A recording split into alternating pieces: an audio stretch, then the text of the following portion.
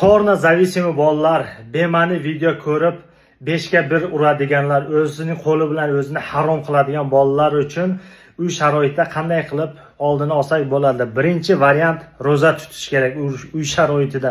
Siz roza tutganingizdan keyin, ochqagandan keyin oshqozonda biror narsa yo'q, energiya yo'q, testosteron pastga tushadi. Testosteron bu erkaklik gormoni, jinsiy aloqaning vaqtini cho'zadigan, xohishni, shahvatni ko'taradigan gormon. O'sha gormonlar pasaygandan keyin nima bo'ladi? Siz porno ko'rmaysiz yoki shahvat baland bo'lmaydi. Ikkinchi variant bu namoz o'qish kerak.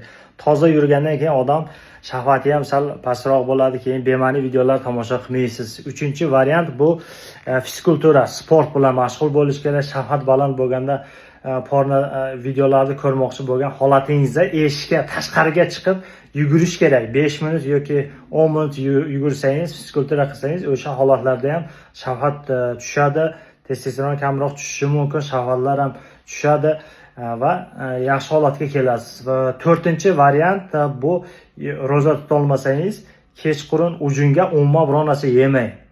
Ertalab obedda yeng, ujunga umuman yemash kerak. Beshinchi variant, eng yaxshi variant, uylanish kerak.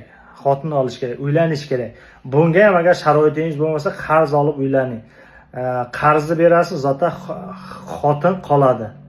Keyin qarz bilan xotin olgandan keyin harakat qiling, xotiningizni haydab yormang. Keyin haydab yorganingizdan keyin qarz qoladi, xotin ketadi. Mana shuning harakat qilinglar, uylanishga yoshlar.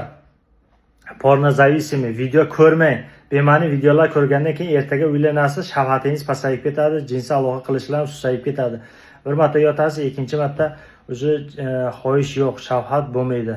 Mana shu videoni maksimal tarqatinglar, yoshlarga porno zavisim bolalar ko'rsin, o'z fikrlaringizni yozib qoldiringlar.